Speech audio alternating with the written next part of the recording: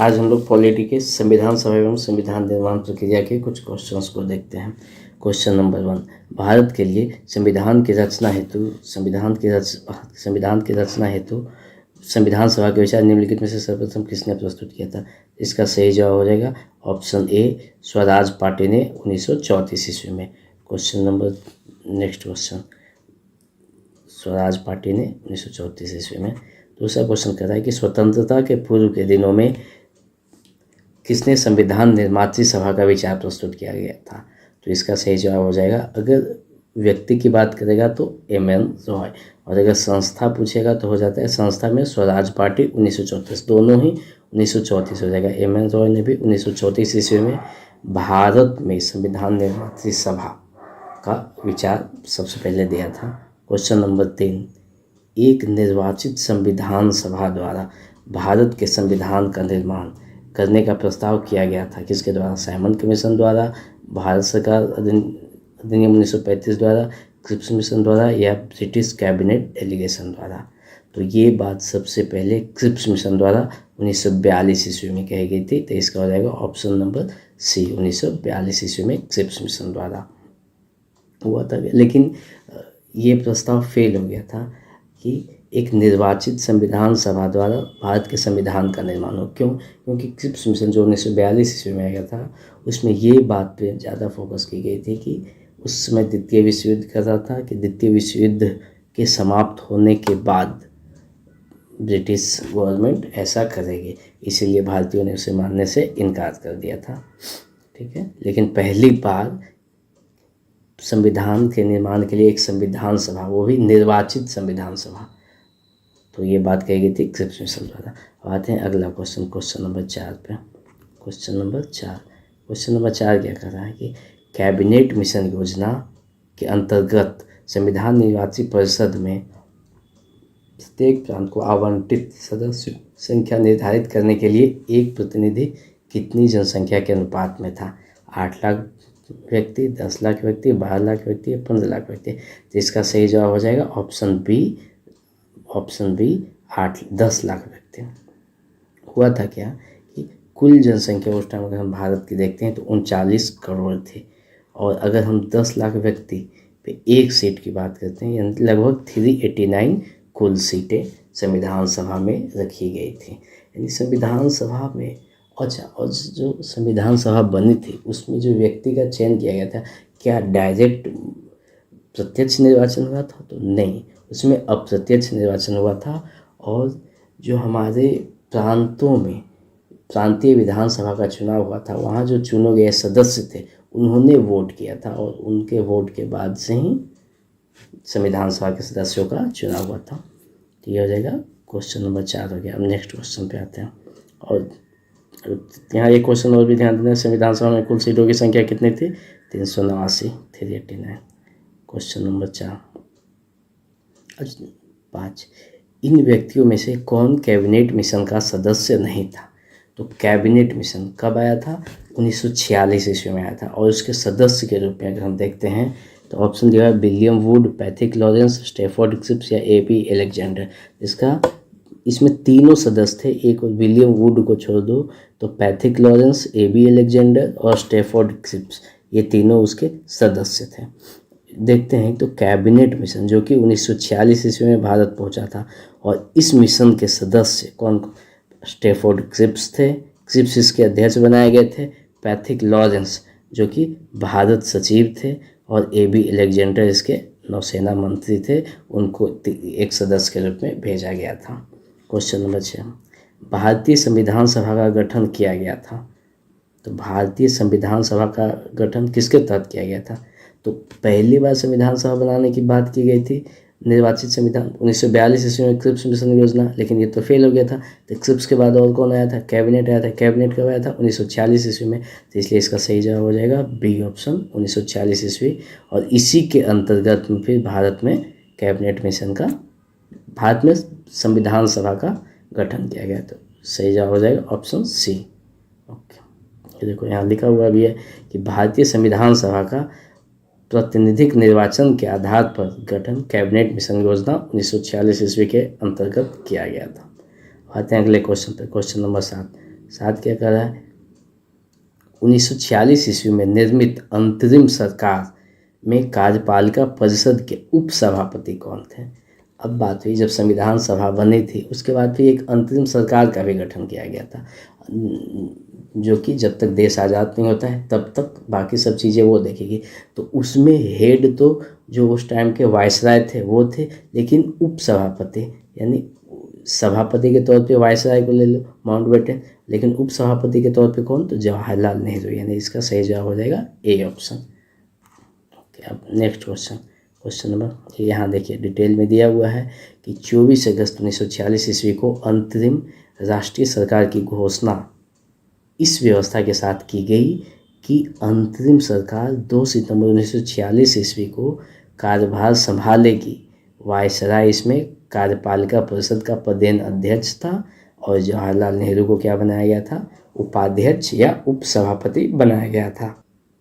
यहाँ दो बातें ध्यान देनी। पहली कि अंतरिम सरकार का गठन जो हुआ था, अंतरिम सरकार की घोषणा कब हुई, तो 24 अगस्त 1946 ईस्वी को उसकी घोषणा हो जाती है, लेकिन वो कार्य कब से कार्य स्टार्ट किया, तो 2 सितंबर 1946 ईस्वी को उसका कार्य स्टार्ट हुआ। और इसके पदेन अध्यक्ष कौन थे या सभापति पूछे तो वायसराय को सभापति बना देंगे, जबकि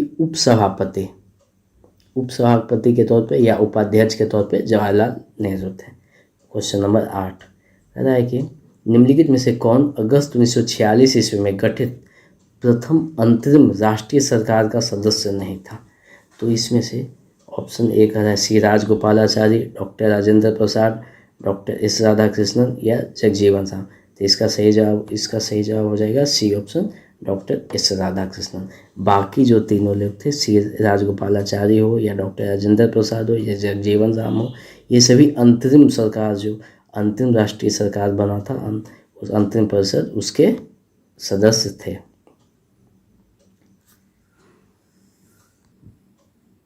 अब यहाँ हम देखते हैं कि ये जो 2 सितंबर 1946 ईस्वी को अंतरिम सरकार का गठन किया गया तो उसमें मुख्य पदों पे कौन कौन थे। तो सी राजगोपालाचारी जो थे, सी राजगोपालाचारी उनको शिक्षा मंत्री बनाया गया था। डॉक्टर राजेंद्र प्रसाद जो थे उनको खाद्य मंत्री बनाया गया था।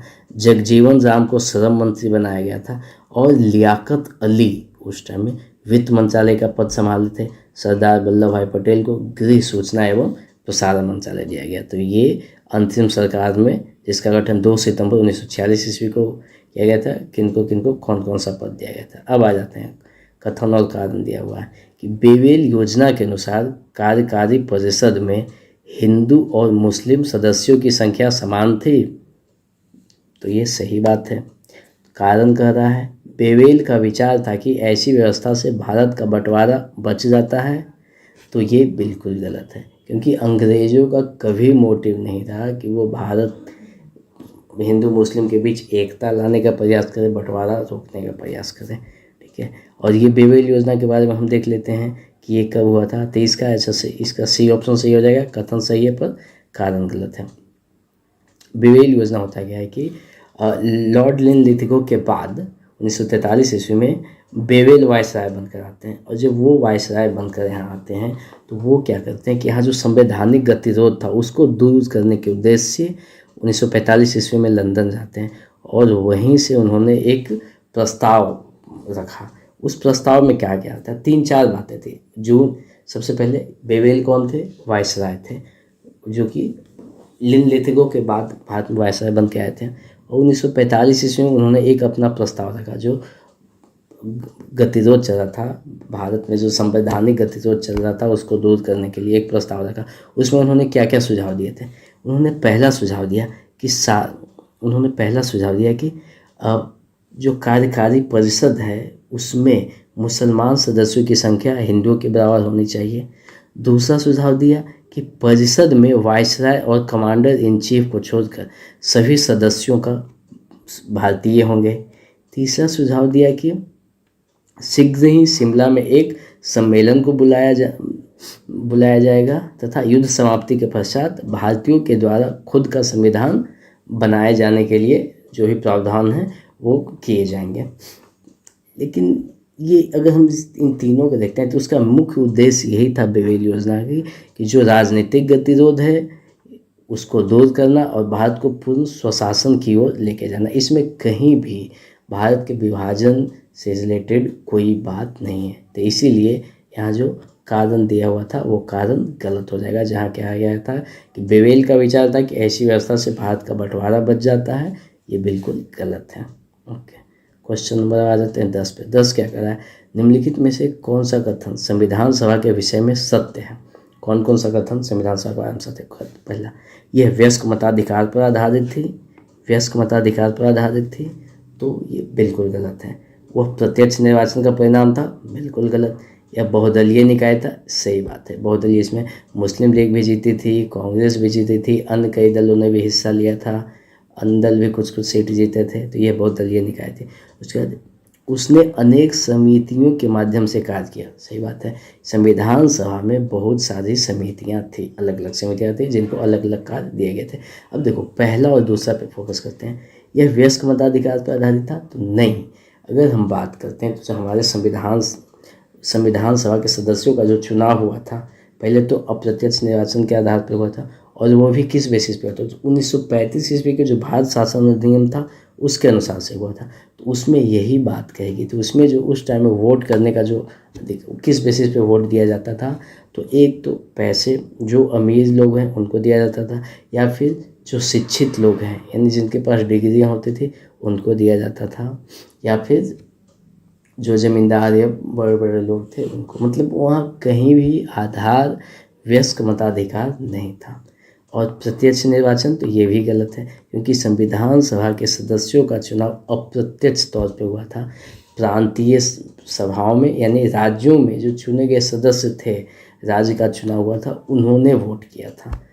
ओके, तो इसलिए इसका सही जवाब हो जाएगा सत्य। कौन कौन सा होगा, तो बहुदलीय निकाय और 3 और 4, ये सत्य हो जाएगा। ठीक है, तो इसका देखिए सी ऑप्शन सही है, 3 और 4। Okay, question number 11। 11 क्या कहता है कि भारतीय संविधान सभा के संबंध में निम्नलिखित में से कौन से कथन सही है। यह वयस्क मताधिकार पर आधारित नहीं थी, तो ये सही हो जाएगा, ए सही हो जाएगा। यह प्रत्यक्ष निर्वाचन का परिणाम थी, बी गलत हो जाएगा।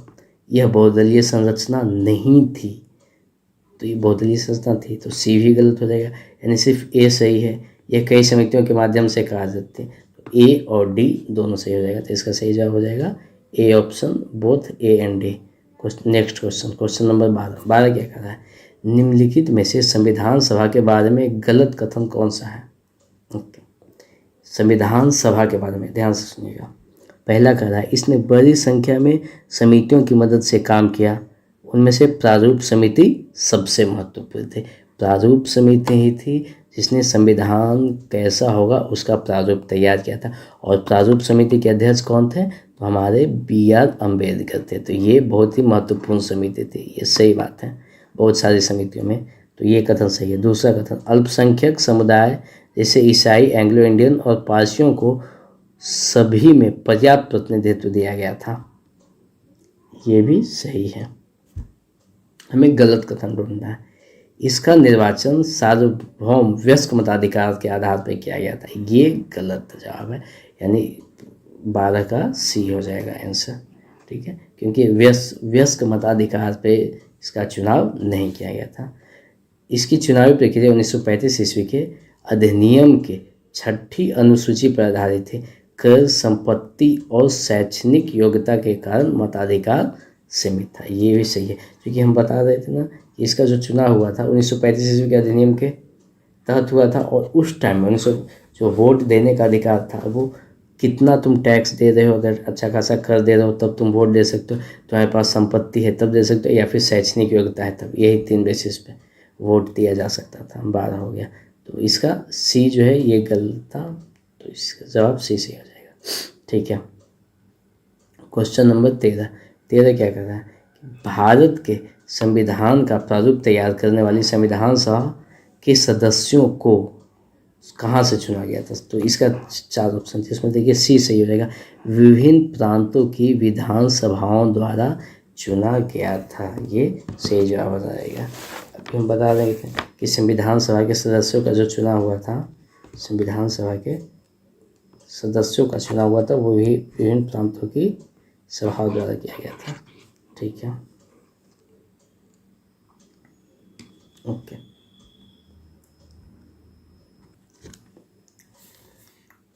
नेक्स्ट क्वेश्चन 13 हो गया, आगे चलते हैं। क्वेश्चन नंबर 14, भारतीय इतिहास के संदर्भ में प्रांतों में संविधान सभा का सदस्य प्रांतीय विधानसभा द्वारा, सी ऑप्शन हो जाएगा, प्रांतीय विधानसभा द्वारा निर्वाचित किए गए थे। ओके, अब आ जाते हैं नेक्स्ट क्वेश्चन 14। 15 नंबर रिपीटेड है, तो रिपीटेड वाला क्वेश्चन हम स्किप करते हैं। संविधान सभा के चुने हुए अस्थाई अध्यक्ष कौन थे? स्थायी अध्यक्ष की बात करेगा तो डॉक्टर राजेंद्र प्रसाद करेगा। अगर टेम्पोररी अस्थायी अध्यक्ष तो संविधान सभा के अस्थायी अध्यक्ष डॉक्टर सच्चिदानंद सिन्हा हो जाएंगे। वहीं एक आता है, एक तो अध्यक्ष और एक उपाध्यक्ष आता है। तो अगर अस्थायी उपाध्यक्ष अगर कहेगा तो याद रखिएगा HC वर्मा नहीं होकर के HC मुखर्जी हैं। राजेंद्र प्रसाद के साथ कौन थे? इनके उपाध्यक्ष के तौर पे इनके साथ और HC मुखर्जी। ठीक है, आते हैं नेक्स्ट क्वेश्चन पे। अच्छा, यहाँ हम एक बात और देख सकते हैं कि संविधान सभा की पहली बैठक कब हुई थी? तो 9 दिसंबर 1946 ईस्वी को हुई थी। जब पहली बैठक हुई थी तो उसमें अस्थाई अध्यक्ष के तौर पे सच्चिदानंद सिन्हा को चुना गया था। लेकिन बाद में जब दूसरी बैठक 11 दिसंबर को हुई थी तो उसमें संविधान सभा के अध्यक्ष के तौर पर डॉक्टर राजेंद्र प्रसाद को निर्विरोध चुना गया था। ओके, अब आ जाते हैं क्वेश्चन नंबर नेक्स्ट क्वेश्चन पे। क्वेश्चन नंबर 17 कह रहा है कि संविधान सभा की प्रथम बैठक की अध्यक्षता किसने की थी? तो प्रथम बैठक की अध्यक्षता कहेगा यानी अस्थायी अध्यक्ष यानी डॉक्टर सच्चिदानंद सिन्हा हो जाएगा। प्रथम बैठक कब हुई थी? 9 दिसंबर 1946 ईस्वी को। क्वेश्चन नंबर 17 हो गया। अब आ जाते हैं नेक्स्ट क्वेश्चन पे। क्वेश्चन नंबर 18 रिपीटेड लग रहा है तो इसको स्किप करते हैं। भारत की संविधान निर्मात्री सभा के अध्यक्ष, ये भी रिपीटेड ही हैं, तो डॉक्टर राजेंद्र प्रसाद हो जाएंगे। ओके, भारतीय संविधान सभा की स्थापना कब की गई?